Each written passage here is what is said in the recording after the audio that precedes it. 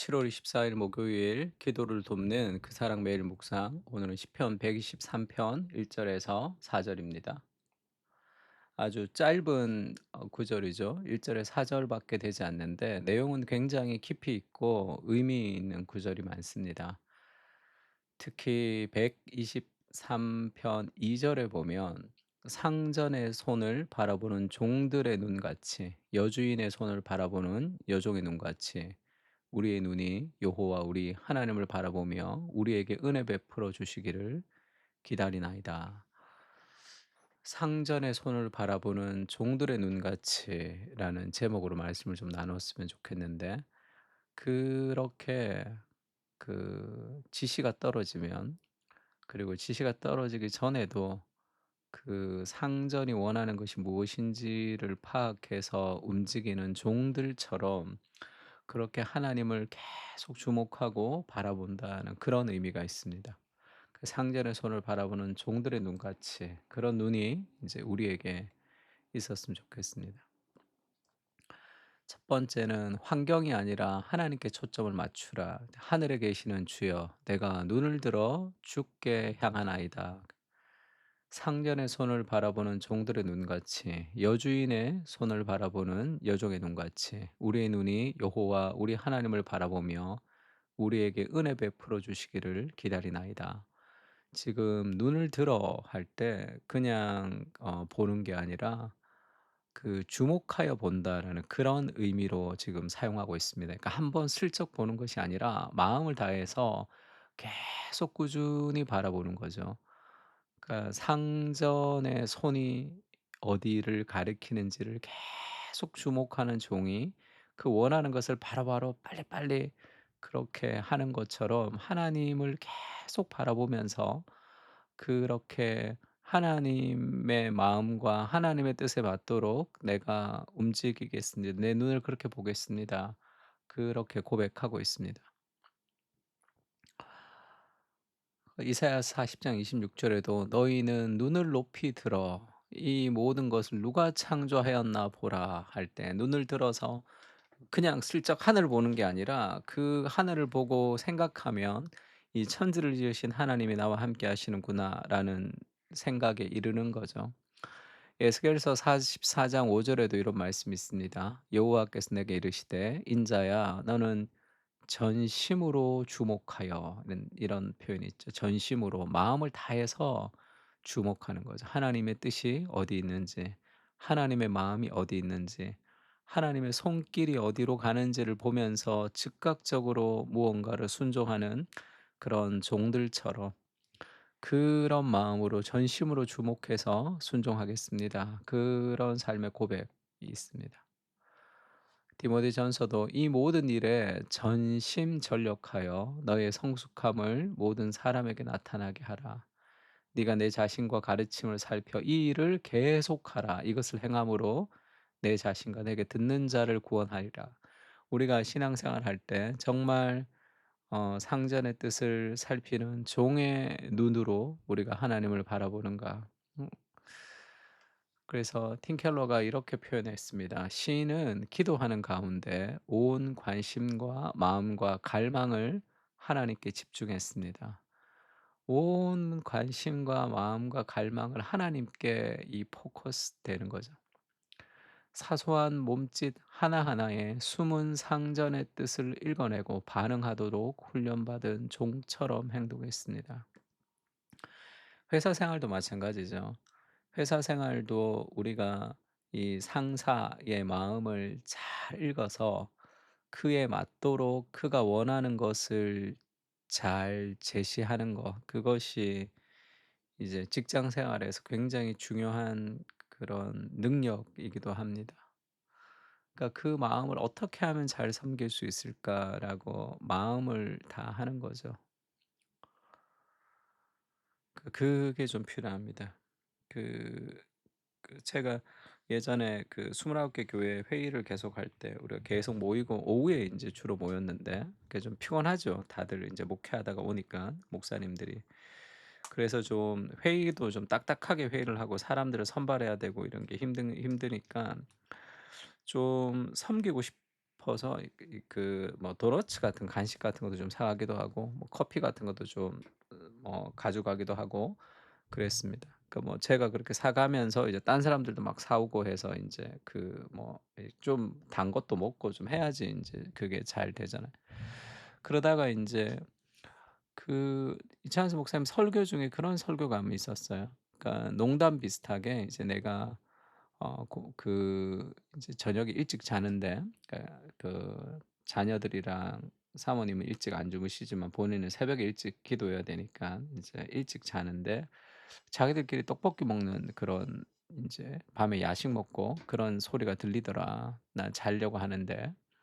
아 나도 떡볶이 좋아하는데 뭐 그렇게 해서 뭐 사람들 웃고 했던 그런 설교가 있었습니다. 그 주에 내가 떡볶이를 좀 사서 갔죠 낮에. 고 목사 "이거 웬 떡볶이냐 오늘은?" 이렇게 얘기하시더라고요. 제가 아무 얘기 안 했습니다. 뭐 그런 얘기는 하지 않았지만 그 설교를 듣고 좀 그런 마음이 있었어요. 그래서 지하철 내려 가지고 이제 좀 더 일찍 가서 지하철을 한 코스 더 타고 가서 제가 사서 왔거든요. 그런 마음이 좀 들었습니다. 함께 일하면서 내가 그 인간 이찬수 목사님도 저렇게 내가 그 무엇을 원하는지를 마음을 살펴서 미리 해 드리고 싶은데 그래야지 일이 진행이 되잖아요. 하나님의 사랑과 하나님의 은혜를 우리가 깊이 경험할 때 '어떻게 하면 내가 하나님을 좀 기쁘시게 해 드릴 수 있을까? 내가 어떻게 하면 나의 이 하루를 하나님을 위해서 삶을 좀 드릴 수 있을까?'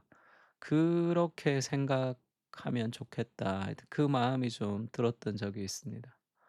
그러니까 우리가 하나님을 사랑할 때 정말 사소한 몸짓 하나에 숨은 상전의 뜻을 읽어내고 반응하도록 그런 마음을 가진 충성스러운 종이었으면 좋겠다. 그런 생각이 있습니다. 그리고 복음을 위해서 인내하는 거죠.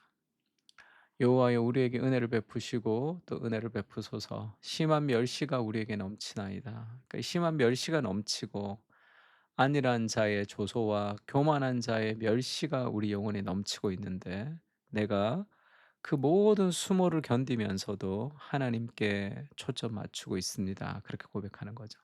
그러니까 이 사람에게 신앙이라는 것은 자신의 유익을 넘어서는 거죠. 내가 욕을 먹어도 조소를 당해도 내가 멸시를 당해도 하나님의 무엇을 붙들고 살아가는 그런 삶, 그게 하나님의 사랑에 반응하는 참된 신자의 모습이죠. '나에게 유익할까?'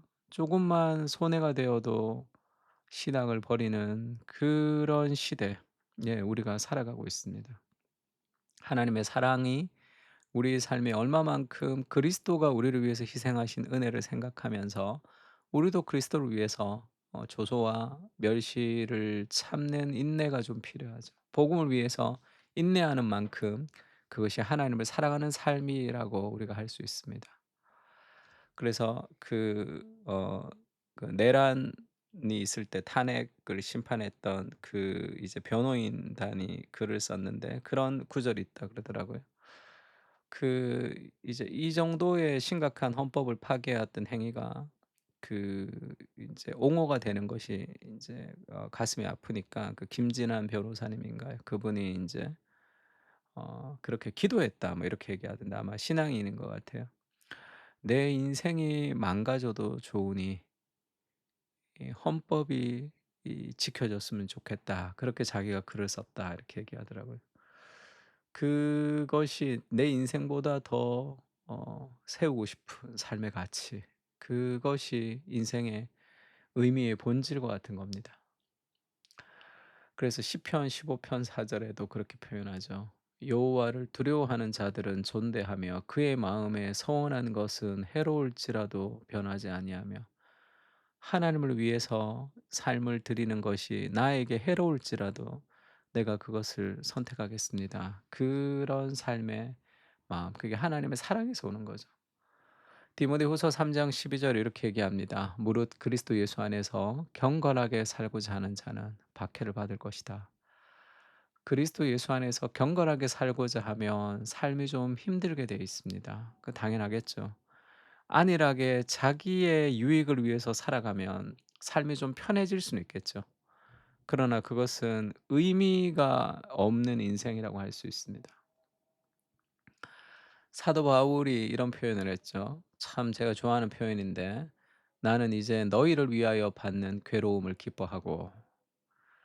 그 자기의 삶의 육신에 자기의 몸 하나 안일하게 살려고 했으면 바울이 얼마나 편안하게 살 수 있었겠습니까? 바울은 복음과 사람들을 위해서 괴로움을 받는 인생을 선택했죠. 그것을 기뻐한다. 그리고 그리스도의 남은 고난을 그의 몸 된 교회를 위하여 내 육체에 채운다. 그리스도의 십자가의 고통을 통해서 하나님의 나라가 시작이 되었는데 아직 여전히 이루어지지 않는 이 땅의 삶의 모습들이 있습니다. 그것은 누군가의 희생을 통해서 그것이 이루어지는 거죠. 하나님의 통치는 누군가의 희생을 통해서 그리스도의 십자가의 고통처럼 내가 그리스도의 남은 고난을 교회를 위하여 내 육체에 채운다. 바울이 그렇게 고백했습니다. 나는 편안한 삶을 살고 싶지 않고 그리스도를 위해서 힘들지만 영광스러운 인생을 살고 싶습니다. 이렇게 고백하는 거죠. 향유를 부은 여인처럼 향유를 부은 여인이 있죠. 자신의 모든 것을 다 부어서 예수님의 장사를 준비했던 향유를 부었던 여인이 있습니다. 그처럼 인생의 남은 한 방울까지 그리스도께 다 내어 드리게 하여 주시옵소서.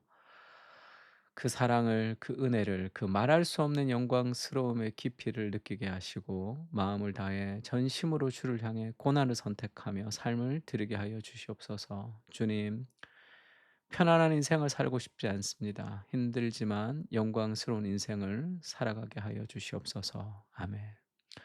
오늘도 하나님 앞에 삶을 드리고 기도의 노동을 바치고 우리의 삶이 어떻게 하면 하나님을 기쁘시게 할까 그렇게 집중하며 살아가는 그런 충성된 종으로 하나님의 마음을 시원케 해드리는 우리가 되었으면 좋겠습니다.